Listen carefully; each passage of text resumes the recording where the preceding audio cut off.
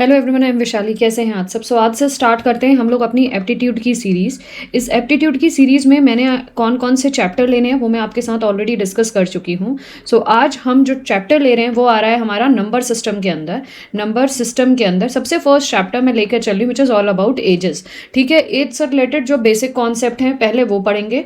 ठीक है, उसके बाद इस पर बेस्ड करेंगे कम से कम 10 से 12 क्वेश्चंस। और ये जो क्वेश्चंस रहेंगे ये गेट में आ चुके हैं या फिर CSIR में आ चुके हैं या CUET में आ चुके हैं, तो प्रीवियस ईयर क्वेश्चंस ही यहाँ पे मैं लाऊंगी। अगर आपको ये सारा कंटेंट चाहिए तो आप यूट्यूब की हेल्प से पढ़ सकते हैं मेरे channel online tutorial bye Vaishali में। और दूसरा, अगर आपको नोट्स चाहिए तो नोट्स आप मेरी ऐप में ले सकते हैं। ऐप आपको मिल जाएगी धी लर्न एंड ग्रो नाम से। ठीक है, धी लर्न एंड ग्रो नाम से आपको ऐप प्ले स्टोर में मिल जाएगी, वहाँ से आप डाउनलोड करिएगा।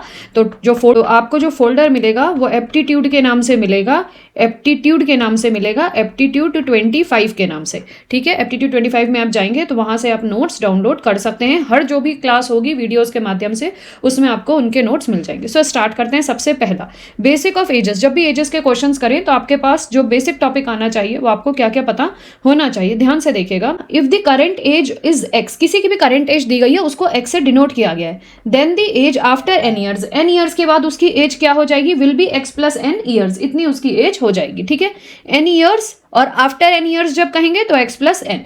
If the current age is x then age before will be, age पहले कितनी होगी? Age before n years it will be x minus n years. If age is given in a ratio, age जब ratio में दिया जाता है तो P/Q के फॉर्म में दिया जाएगा, लेकिन रेशियो में जब एजेस दी जाती है तो उसको ईयर्स में कैसे लिखते हैं?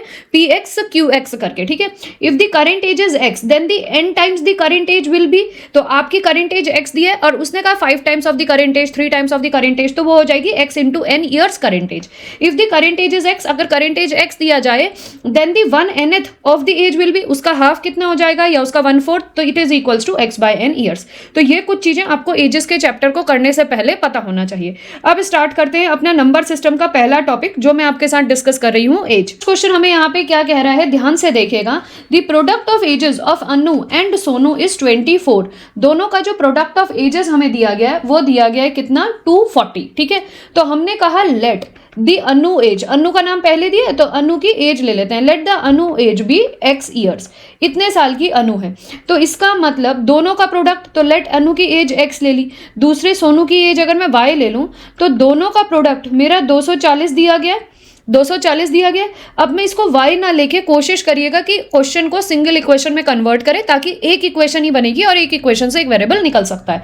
तो मैं ये जो दूसरा वाला बंदा है ना, इसका नाम है सोनू, इस सोनू की एज निकाल सकती हूँ। क्या बनेगी? 240/x। तो यहीं पे मैं इसको इरेज करके यहाँ पे मैं इसको लिख लेती हूँ कि let the Anu age be x, then Sonu की एज कितनी हो जाएगी? Sonu's age will be, Sonu की एज कितनी हो जाएगी? 240/x years.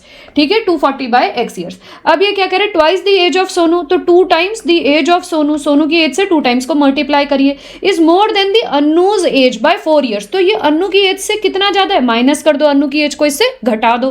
कितना ज्यादा है? दोनों की उम्र में 4 साल का अंतर है। अगर आप सोनू की उम्र दुगनी कर दो और इससे आप अनु की एज को घटा दो तो डिफरेंस ऑफ द एजेस जो बनेगा वो 4 ईयर्स आएगा। अब हमारे पास ये इक्वेशन नंबर 1 बनी, इस इक्वेशन को सॉल्व करेंगे और इससे आंसर लेकर आएंगे। क्लियर है? तो ये हमारे पास क्या बन गया? This is 480 minus x square is equals to 4x। So 480 minus x square minus 4x is equals to 0। जब इसको सॉल्व करोगे तो ये बन जाएगा x प्लस 24 और ये बन जाएगा x minus 20 is equal to 0। तो x is equal to 20 and x is equals to minus का 24। एजेस कभी भी माइनस में नहीं होती, तो ये वाला जो ऑप्शन है ये डिस्कार्ड हो जाएगा। वैल्यू बन जाएगी हमारी x इज इक्वल्स टू 20। अब हमसे इसने क्या कहा था कि भैया सोनू की एज बता दो, तो सोनू की एज हम मान के क्या चले थे? 240/x मतलब 240/20। सो ये हमारे पास कितना हुआ? ये हमारे पास कितना आ गया? ये हमारे पास आ गया 12 ईयर्स। तो सोनू की एज कितनी हुई? 12 ईयर्स। और सबसे पहले कौन माना था? अनु। तो अनु की एज कितनी हुई? 20 ईयर्स। ठीक है, ये किसकी हुई? सोनूज एज। क्लियर है ये क्वेश्चन सभी को? नेक्स्ट क्वेश्चन पे आते हैं। सो क्वेश्चन नंबर 2 देखो, average age of a husband and his wife is 23 years. Average के लिए फॉर्मूला आई होप सबको पता होगा। एवरेज अगर 2 लोगों का निकालते हैं ना, एवरेज ऑफ 2 पीपल या एवरेज ऑफ 2 पीपल एजेस अगर निकालना है तो कैसे करेंगे? हस्बैंड की एज h ले लो और वाइफ की एज w ले लो, दोनों का एवरेज डिवाइडेड बाई 2, ये कह रहा है 23। तो हस्बैंड प्लस वाइफ की जो एजेस होंगी, दोनों का सम ऑफ एजेस, वो होगा 23 into 2 is equal to 46 years होगा। ठीक है, बिगिनिंग ऑफ द मैरिज में इतना टोटल एज था। After the years, after 5 years लिखा है, after 5 years they have 1 year old child. ठीक है, 1 ईयर ओल्ड चाइल्ड है आफ्टर 5 ईयर्स। तो आफ्टर 5 ईयर्स, आफ्टर अगर मैं 5 ईयर्स की बात करूं तो आफ्टर 5 ईयर्स कितना, 5 साल हस्बैंड के लिए, 5 साल लेडी के लिए, 10 ईयर्स हो गए। ठीक है, तो टोटल एज कितनी हो गई? 46 plus 10 is equals to 56 years हो गए after 5 years husband plus wife की जो टोटल एज है। ठीक है, तो ये हुआ husband plus wife total age after 5 years. ठीक है, लाइन बाय लाइन पढ़ते हैं ना, तुम्हारे पास इतना आ गया। अब इन्होंने कहा उनके पास 5 साल के बाद 1 ईयर का चाइल्ड है, तो टोटल एज कितनी हुई? Total age of husband plus wife plus child is equal to, husband और वाइफ की तो 5 साल बाद 56 थी, चाइल्ड की 1 ईयर और ऐड कर दो तो 57 ईयर्स हो गई सबका सम ऑफ द एजेस अभी करंट में। करंट एज इन लोगों की इतनी हो गई तीनों की मिला के। अब क्या कह रहा है? Average age of family of 3, तीनों की एवरेज निकाल दो। When the child was born, जब बच्चा बॉर्न हुआ होगा तो दैट मीन्स 1 ही साल का तो बेचारा बच्चा है, तो दैट मीन्स 1 ईयर पहले के बारे में बात कर रहा है, तो 1 ईयर अगो की बात कर रहा है। 1 ईयर करके, मगर चाइल्ड कितने एज का होगा? 0। ठीक है, 1 ईयर मतलब चाइल्ड के में से 1 ईयर ले लेंगे ना, 1 ईयर सब्सट्रैक्ट करेंगे, तो चाइल्ड की एज 0 रही होगी, तो वी विल सब्सट्रैक्ट 1 ईयर। इस तरीके से करो।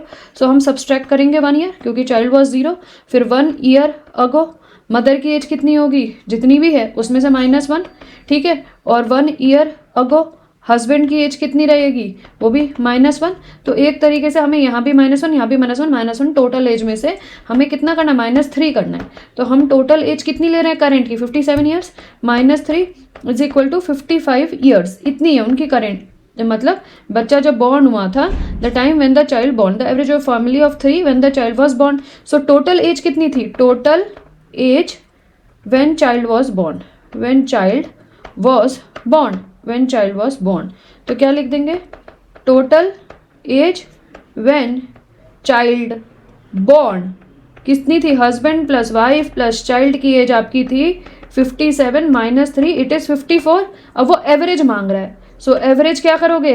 एवरेज के लिए तो हमेशा जितने लोग हों उतने बाई डिवाइडेड, तो 54 3 लोग हैं डिवाइड बाई 3 तो 18 ईयर्स। ठीक है, तो एवरेज एज कितनी हुई? 18 ईयर्स। क्लियर हो गया? तो इस तरीके के क्वेश्चन आते हैं जो तुम्हें समझ के एग्जाम में परफॉर्म करने पढ़ेंगे। ध्यान से देखो question number 3, the average of a family of 10 members is 20 years. 10 लोगों की एवरेज एज 20 है, तो टोटल एज ऑफ 10 पीपल कितनी होगी? 20 इंटू 10 होगी ना। क्लियर है? देखो 10 लोगों की average of 10 people, average age of 10 people is 20। कैसे निकाली होगी? x1 plus x2 plus so on x10 divided by 10 equal to 20। तो इन सब की ये एजेस निकालने के लिए x1 plus x2 plus x10 करने के लिए मैं 20 इंटू 10 200 कर सकती हूँ, तो 200 ईयर्स निकल गया। Age, current age of 10 people, the sum of the current age of 10 people, ये लिख सकते हैं। Sum of current age of 10 people is 200 years. ये चीज़ यहाँ पे आ गई। क्लियर हो गया? अब आगे देखो क्या कहा इसने, तो ये आ गया। नेक्स्ट इसने क्या कहा? If the age of the youngest member of the family is 10 years, जो सबसे छोटा है वो 10 साल का है, सबसे छोटा 10 साल का है। ठीक है, सो यंगेस्ट मेंबर इज 10 ईयर्स, मतलब जो सबसे छोटा वाला बच्चा है वो भी 10 ईयर्स का है, तो पता चल गया, 10 ईयर्स लिख दिया। Next, the average age of the member of the family just before the birth of youngest member, average age of the members of the family. अब क्या पूछा है ये? Average age of the members of family before birth of youngest member, before birth of youngest member, जो छोटा वाला बच्चा पैदा हो उससे पहले सबकी एवरेज एज कितनी थी। तो अब मैं क्या करूं, यहाँ पे जो छोटा वाला है ये पैदा ही नहीं हुआ तो इसकी एज तो बन गई 0, ये तो 0 ईयर की हुई। अब जो 9 तक के हैं उनकी उम्र कब निकालनी है, 10 साल पहले, बिफोर 10 ईयर्स। तो एक की भी 10 साल पहले, दूसरे की भी 10 साल पहले, तीसरे की भी 10 साल पहले। तो जितने वो 9 के 9 है उनमें से 10 घटाना पड़ेगा, है ना, और साथ में इस बच्चे को भी 0 करना पड़ेगा। तो हर एक मेंबर के में से 10 ईयर्स मल्टीप्लाई करना पड़ेगा। 10 ईयर्स की एज मतलब कि फर्स्ट वाले को 10 ईयर्स, फिर सेकंड वाले को 10 ईयर्स, फिर थर्ड वाले को 10 ईयर्स, सबके 10 ईयर्स की बात हो रही है ना। तो मैं क्यों ना ऐसा करूं कि 10 लोग हैं और उनके 10 ईयर्स निकाल लो, पहले वाले का 10 साल, दूसरा वाला 10 साल, तीसरा साल, तो टोटल एज इन 10 ईयर्स कितनी हो गई, 100 ईयर्स। अब ये पूछ रहा है कि जब वो पैदा ही नहीं हुआ तो वो 10 साल पहले तो 0 था, तो हमारे पास टोटल करेंट एज कितनी थी, total current age was 200 minus